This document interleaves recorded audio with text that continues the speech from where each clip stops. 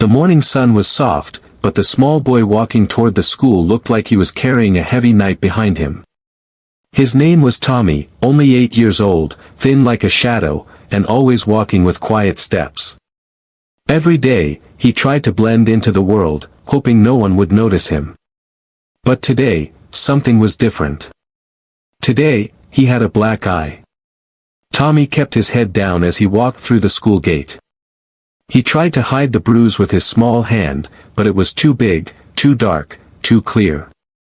Students passing by slowed their steps. Some whispered.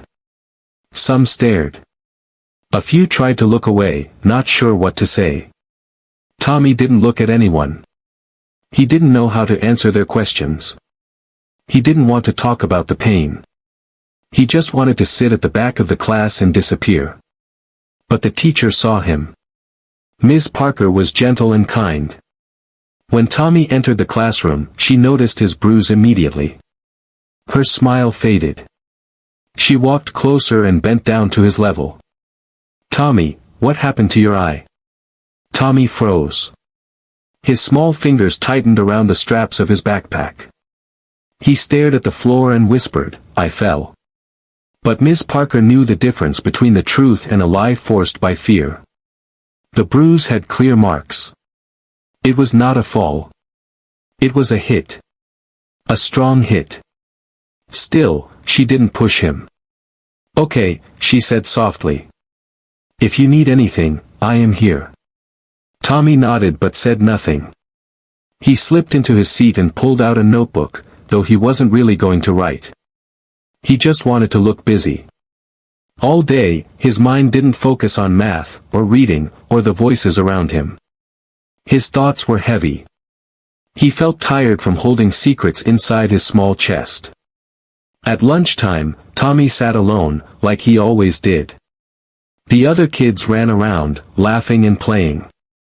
Their sounds filled the air, shouting, jumping, calling each other's names.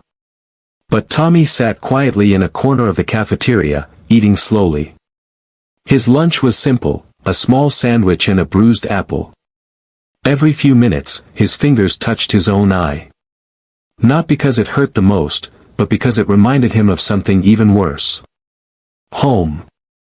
He looked at the door and wished he could stay at school forever. Even with loneliness, even with silence, school felt safer than the place he was supposed to call home. After lunch, 2 boys walked past him. One of them whispered loud enough for Tommy to hear. Maybe he got in trouble. Maybe someone hit him. The other boy replied with a laugh, "Yeah, or maybe his dad beats him." They both walked away, not knowing how their words stabbed deeper than any bruise. Tommy felt his throat tighten. He looked down so they couldn't see the tears gathering in his eyes. He didn't have the courage to stand up for himself. He didn't have the courage to say, "I don't even have a dad." Class ended at 3 o'clock. Students rushed out like birds flying free. But Tommy stayed behind, packing slowly, looking outside the window with worried eyes. He wasn't excited to go home. He was scared. Ms. Parker walked over again. "Tommy, do you want to talk before you go?" He shook his head quickly. Talking was dangerous. Talking meant someone might do something. And when someone did something, the person at home got angry. He forced a small smile to make her feel better. "I'm okay, Ms. Parker." But inside, he wasn't okay. Not even close. Tommy walked outside the school gate. He didn't go straight home. He took the long road, the quiet road, the one that passed by the old gas station. He liked places where nobody cared who he was. But today, someone noticed. A loud rumble filled the air, the sound of motorcycles. Big, heavy engines. Powerful and scary. A group of bikers stopped at the gas station, and they all looked tough, strong, and nothing like the world Tommy knew. Normally, Tommy would hide. But today, he was too tired to run.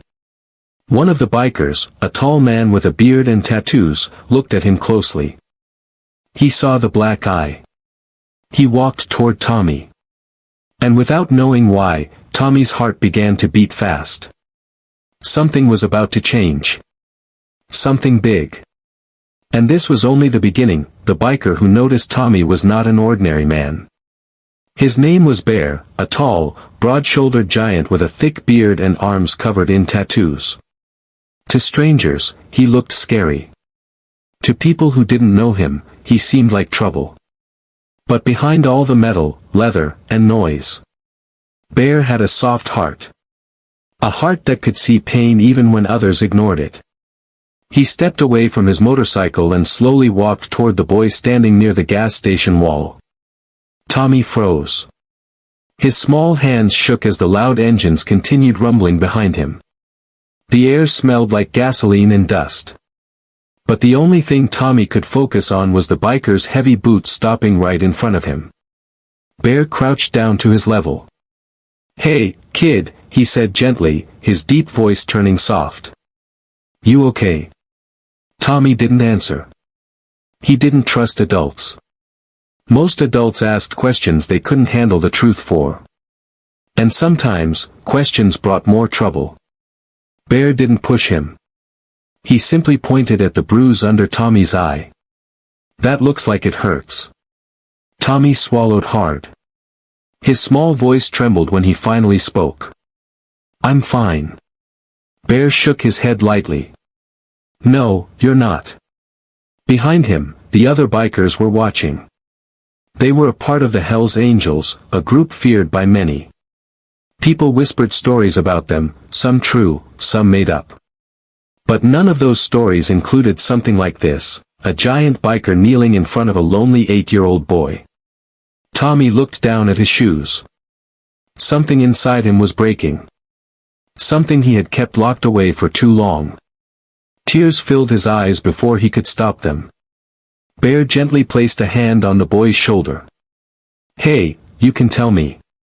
I'm not gonna hurt you." Tommy squeezed his eyes shut. And then, without planning it, without thinking, without fear, the words came out like a whisper of pure pain. "Be my dad, please." The words hung in the air like a shockwave. Bear's eyes widened. Behind him, even the bikers stopped talking. The engines went silent. The whole world seemed to pause for that one moment. Tommy opened his eyes again, scared of what he just said. I'm sorry. I didn't mean." Bear lifted a hand softly. "Kid, why would you ask me that?" Tommy looked away. "Because, dads protect their kids. And I don't have someone like that." His voice broke at the last word. "But I need one." Bear felt something heavy in his chest. Something he hadn't felt in years. A mixture of anger, sadness, and protectiveness. He glanced back at his crew, big men, tough faces, hard lives. Yet every one of them looked shaken by the boy's words. Bear took a slow breath. "Come with me for a minute." He led Tommy toward the gas station store. "You like ice cream?" he asked. Tommy shrugged. "I never get to eat it." Bear blinked in surprise. "Never?" Tommy shook his head. Bear didn't say another word. He just grabbed 2 ice creams, paid quickly, and handed one to Tommy. The boy held it gently, like he was afraid someone would take it away. For a few minutes, they sat on a bench outside the store. Tommy licked the ice cream slowly. Bear didn't rush him. He waited, giving the boy time. Finally, he asked, "Who hurt you, kid?" Tommy's eyes dropped again. "Mom's boyfriend. When he drinks, he gets angry." Bear clenched his jaw. His hands tightened into fists. "And your mom?" he asked quietly. "She works all the time. She doesn't see it happen." Bear looked at the road, thinking. Then he turned back to Tommy. "You shouldn't have to live like that." Tommy nodded, crying silently. Bear placed a firm, warm hand on the boy's back. "Listen, you're not alone today. Not anymore." Behind them, the bikers stood taller. They weren't just a group of riders now, they were witnesses to something important. And for the first time in a long time, Tommy felt safe. He didn't know it yet. But this meeting was going to change everything. Tommy and Bear sat on that old bench for a long moment. The ice cream melted slowly in Tommy's hands, but he didn't care. For the first time, he felt someone was really listening to him. Not pretending. Not ignoring. Listening. Bear watched him closely. The boy looked so small, so fragile, like a bird with broken wings. And Bear felt something heavy growing inside him, a need to protect this kid from whatever pain was waiting at home. But he needed to understand the truth first. "Tommy," Bear began, keeping his voice gentle, "has this happened before?" Tommy's shoulders tensed. He didn't look up. He didn't want the biker to see the shame on his face. "Yes," he whispered. "Many times." Bear took a slow breath. Behind him, the other bikers exchanged serious looks. They weren't good at soft moments, but they understood danger. They could smell it. And right now, they smelled it all over this kid's life. "Does your mom know?" Bear asked. Tommy shook his head quickly. "No. She's always working. She thinks he's good." Bear's eyes darkened. He didn't trust men who hid their violence behind closed doors. He had seen that kind of cruelty before, men who acted sweet in public but turned into monsters when no one was watching. Tommy continued quietly, "He tells me not to tell her. He says, if I tell, bad things will happen." Bear felt anger rise in his chest. Not wild anger, but a cold, controlled one. The kind that made him look at his crew. They all stood still, watching the boy like he was one of their own. Tommy wiped his face with the back of his hand. "Sometimes. I try to hide when he comes home drunk. But he finds me." Bear leaned forward. "Has anyone ever tried to help you, kid?" Tommy shook his head again. "No one believes me. I don't talk much at school. Everyone thinks I'm shy or strange. I just don't want trouble." "You're not strange," Bear said firmly. "You're scared. And that's not your fault." Tommy's eyes filled again. "I didn't mean to ask you to be my dad. I'm sorry." Bear looked at him sharply, not with anger, but with surprise. "Kid," he said slowly, "you asked because you needed someone. There's nothing wrong with that." Tommy looked up at him for the first time, really looked.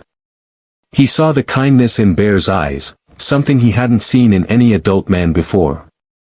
Bear took a breath. "Listen. I want to understand everything so we can help. But I need you to trust me, okay?" Tommy hesitated, then nodded. Bear stood up and signaled his crew. "We're walking him home." Tommy's eyes widened with fear. "No. You can't. He'll get angry if he sees me with you. Please, don't." Bear knelt again. "We won't go inside. We just want to see where you live. We're not here to fight. We're here to make sure you're safe." Tommy looked unsure. But something inside him said these men would keep their promise. So he finally whispered, "Okay." They walked slowly. Tommy led the way, holding his backpack tight. Bear and his crew followed behind, but they kept a little distance so the boy wouldn't feel watched. When they reached Tommy's street, the neighborhood looked old and tired. Cracked walls, broken fences, and windows covered in old curtains. Everything felt heavy. Even the air felt unsafe. Tommy pointed silently at his house. Bear scanned the place. The lights were off. But the door was half open, like someone had left in a hurry, or didn't care to close it. "Is he home?" Bear asked. "I don't know," Tommy whispered. Suddenly, loud yelling erupted from inside. A man's angry voice. Something crashed, a bottle maybe. Tommy flinched. Bear clenched his jaw. His crew stepped forward instantly. Tommy whispered, "That's him." The front door slammed open. A rough-looking man stumbled out, drunk, shouting at someone inside. He didn't see the bikers at first. But Bear saw him. And in that moment, he understood everything. The boy hadn't been lying. The bruises were real. The danger was real. And Bear knew one thing for sure. This child needed protection. And the Hell's Angels were ready. More than ready, the drunk man in the doorway didn't notice the bikers at first. He was too busy shouting at someone inside the house.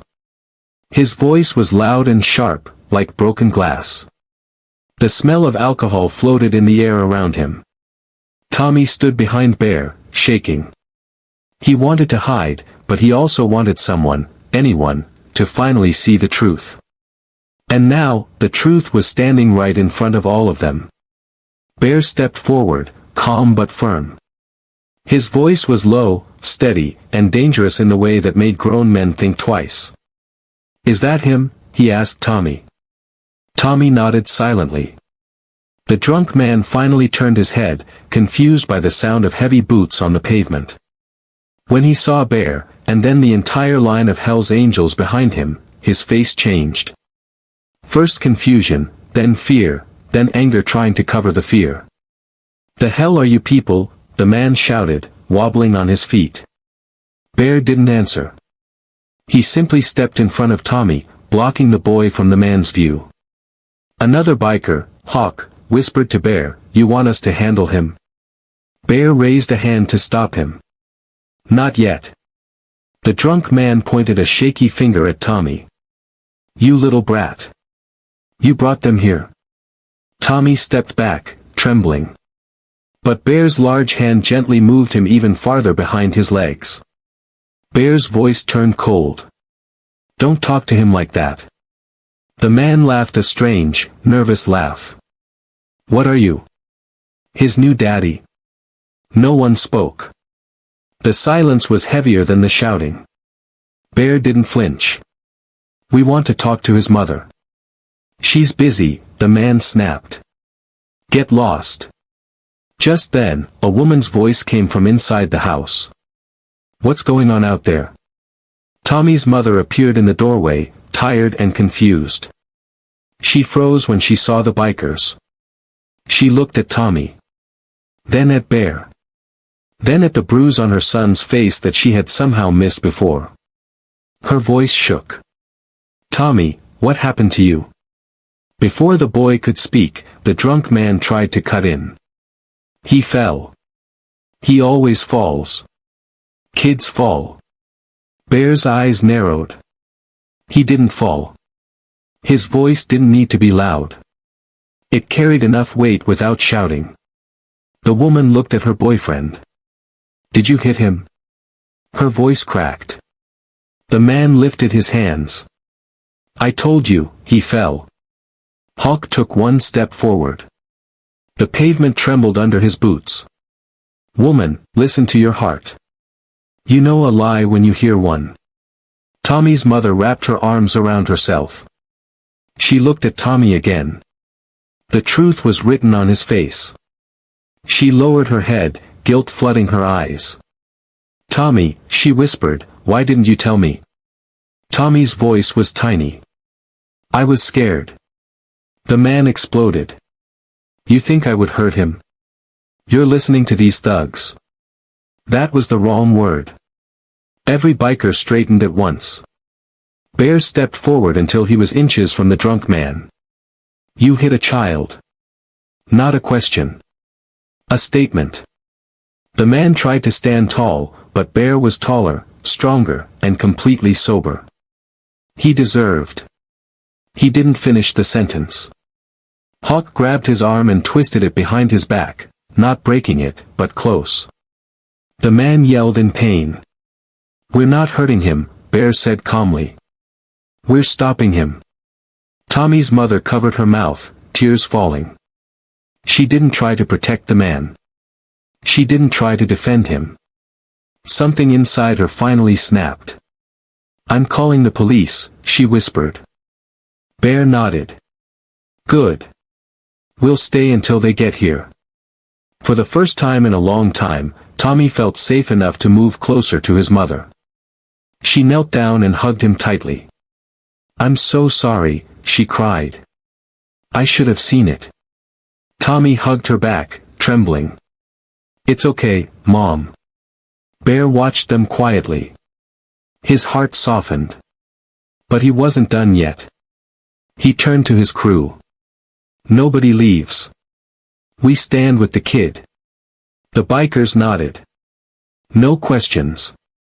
No hesitation. As the police sirens echoed in the distance, the drunk man kept shouting. But nobody listened to him anymore. Tommy wasn't alone. Not now. Not ever again. The next morning, the neighborhood felt different. It was strange how silence could feel warm after so many nights filled with shouting. Tommy woke up slowly, confused at first. No yelling. No crashing sounds. No footsteps shaking the hallway. For the first time in many months, the house felt safe. His mother stood in the kitchen, making breakfast. She looked tired, but not broken. She gave Tommy a small smile when he walked in. "I'm taking care of everything," she said softly. "You don't have to be scared anymore." Tommy nodded. He believed her. But deep inside, he still felt small, still felt fragile, still felt like the world outside might not understand what he had gone through. When it was time for school, Tommy put on his shoes slowly. His mother knelt down and hugged him tightly. "I'm proud of you," she whispered. "For telling the truth." Tommy managed a small smile before walking out the door. He didn't expect anything special today. He didn't expect anyone to remember him. He especially didn't expect the Hells Angels to show up again. After all, they were busy people. He was just a kid. But what Tommy didn't know was that Bear and his crew had stayed up late talking. They had made a plan to make sure the boy never felt invisible again. Tommy walked toward school with slow steps. Kids laughed and ran around him like always, and he kept his head down. He didn't know how to explain the bruise on his eye. He didn't know how to explain the police car that came to his house last night. By the time he reached the school gate, the day seemed normal. Until it didn't. Inside the classroom, the whispers started again. "That's the kid with the black eye. Something happened at his house. He looks weird." Tommy shrunk into his seat. He felt the same fear climbing back into his chest. Even without the man at home, the world still felt too big for him. At recess, two of the boys who teased him before walked up again. "Hey, black eye boy," one of them said, smirking, "still scared of everything?" Tommy looked at the ground. He didn't want trouble. But trouble always found him. The boys circled him. "What happened last night? Your mommy called the cops on you." Tommy felt the sting of their words more than the sting on his bruise. He didn't cry. Not this time. But the hurt sat inside him like a stone. He walked away quietly, choosing to sit alone near the fence. He wished he could disappear. He wished the world had kinder eyes. But then, something in the distance made the ground vibrate. A deep rumbling. A chorus of engines. Loud. Heavy. Powerful. The kind of sound no kid could ignore. Students stopped playing. Teachers turned their heads. Even the bullies froze. Tommy looked up, confused at first, then shocked. Down the street, like a wave of thunder, motorcycles were approaching. Not one. Not two. But many. 27, to be exact. The same colors. The same jackets. The Hells Angels. They rode in a perfect line, engines roaring like lions. Cars pulled aside. People on the sidewalk stepped back. Birds flew from trees. The air changed. Tommy's heart jumped into his throat.